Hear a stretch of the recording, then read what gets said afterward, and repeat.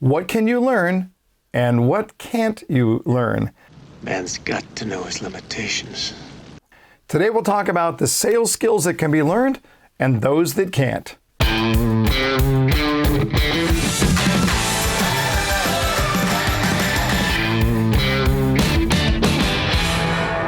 Welcome everyone to another 5-minute sales training. Glad to have you with us. If you're new here, go ahead and hit that subscribe button so that these videos show up on your YouTube homepage every Saturday. If you could hit that like button, we'd really appreciate that. Your engagement helps us to get 5-minute sales training out in front of even more salespeople. Hey, today we're going to be talking about sales skills. What can be learned and what can't. Now look, a quick side note here. You might disagree with some of the things, but that's okay. I beg to differ, sir. When we disagree, it means we're thinking independently, and that's a beautiful thing. But here's the assumption here. We're going to skip over some of the obvious things. Overcoming specific objection techniques, for example, we know that this can be learned. Or mastering a really good closing question. You know you can and must learn these things. And that learning comes through repetition, through out loud practice. Now, what's the problem with that? Well, it's uncomfortable. Let's just say that I'm uncomfortable with the whole scenario. And my advice? Do it anyway. Winners do the things that losers find uncomfortable. Oh, the winners might find it uncomfortable as well, but they do it anyway.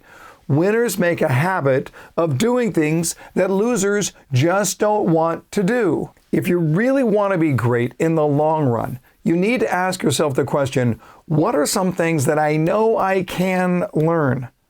And then how do I lean into that through repetition? I've often said that the destination called mastery lies on a road called repetition, and there's no other way to get there. But what can't be learned? I want to share with you 3 things that I don't think can be learned. They can be motivated, they can be put on fire, if you will, but to a large extent, you have it or you don't. The first is achievement drive. I happen to believe that you can motivate achievement drive, but somebody is driven or they are not. And that drive is what causes great salespeople to look at it and say, I have to move forward. I have to be the best. I have to get stronger along the way. The second thing that I don't think can be learned is personality style. And I want to encourage you, please don't try to be someone that you're not. Who are you? I'm Janet Snakehole. I'm a very rich widow with a terrible secret. Who are you? Regardless of what your trainer just told you. You know, we get a lot of times people will say, well, do this or be like that. Well, hold on a second. What if I'm not that way? Well, mirror that customer and take on their personality style. What if that's not you? I disagree with this advice. Your personality is your personality.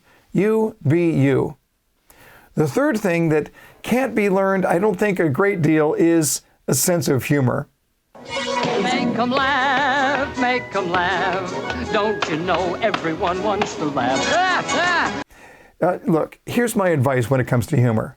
Be funny, unless you're not. I'm sorry, you're not funny. Now, sometimes it takes some brutal truth from people around you, but ill-placed humor is a bad idea. It's okay to introduce humor if you know what you're doing and you're safe about it. But oftentimes the sales process blows up because someone wants to introduce humor at a time or in a manner that's simply not appropriate. Now, those are 3 things that I don't believe can be learned. But there are 3 other skills that I think can be learned. Number 1, curiosity. There's no stopping curiosity. Now, it doesn't sound like a skill set, does it? It sounds more like a mindset. I absolutely believe that curiosity is a skill set because it's something that you can work on, you can develop. And my advice is work on it outside of the sales office. Work on it with your peers, working with your family, work on it with the person who serves you dinner at the restaurant. Curiosity is one of the most powerful skills for sales professionals.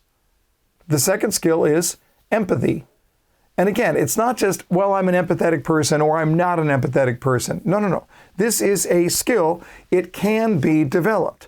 What it takes is intentionality. You have to be able to look at it and say, I am going to be intentionally empathetic with the person that walks through my door next, or even with my own children, or again, the person who serves me my meal tonight. But empathy is a skill that can be developed. The third skill that I believe can be developed is boldness. Now, when I say boldness, I'm not talking about arrogance. I'm not talking about in your face. Boldness to me is doing the right thing even when you are uncomfortable. Boldness is about doing the right thing for the customer, for yourself as well. But we're looking at that opportunity to say, I'm not going to let my comfort addiction keep me from doing that which is in my customer's best interest. Now look, you can argue with me in the comments below, or just tell me what I missed on the list. But ultimately, we want to work on those things that we can work on in order to get better. Hey, thanks for watching today's 5-minute sales training. Don't forget, hit the subscribe button and the notification bell so you don't miss another 5-minute sales training. And listen, if you haven't heard about the new app, Sales 365, it's an app just for sales professionals. Join the community over at sales365.io. We're turning top 10%ers into top 1%ers, and we want you to come along. Until next time, learn more to earn more.